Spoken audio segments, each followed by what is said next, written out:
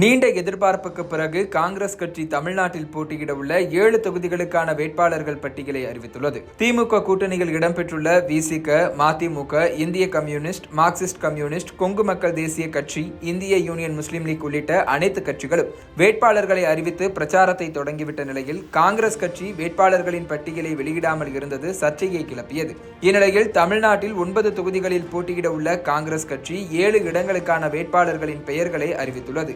இதில் 4 இடங்களில் சிட்டிங் எம்பிக்களுக்கு மீண்டும் வாய்ப்பு வழங்கப்பட்டுள்ளது. அதன்படி திருவள்ளூர் தொகுதி வேட்பாளராக முன்னாள் IAS அதிகாரி சசிகாந்த் செந்தில், கிருஷ்ணகிரி தொகுதி வேட்பாளராக கோபிநாத் அறிவிக்கப்பட்டுள்ளனர்.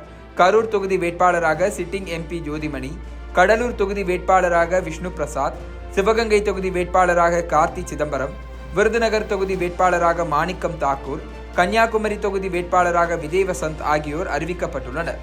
காங்கிரஸ் போட்டியிட உள்ள மயிலாடுதுறை மற்றும் திருநெல்வேலி தொகுதிகளுக்கு இன்னும் வேட்பாளர்கள் அறிவிக்கப்படவில்லை. இந்த 2 தொகுதிகளுக்கும் கட்சிக்குள் டிமாண்ட் அதிகரித்துள்ளதால் வேட்பாளரை தேர்ந்தெடுக்க முடியாமல் காங்கிரஸ் தலைமை திணறி வருவதாக கூறப்படுகிறது. விரைவில் இந்த 2 தொகுதிகளுக்கான வேட்பாளர் பட்டியலும் அறிவிக்கப்படலாம் என எதிர்பார்க்கப்படுகிறது.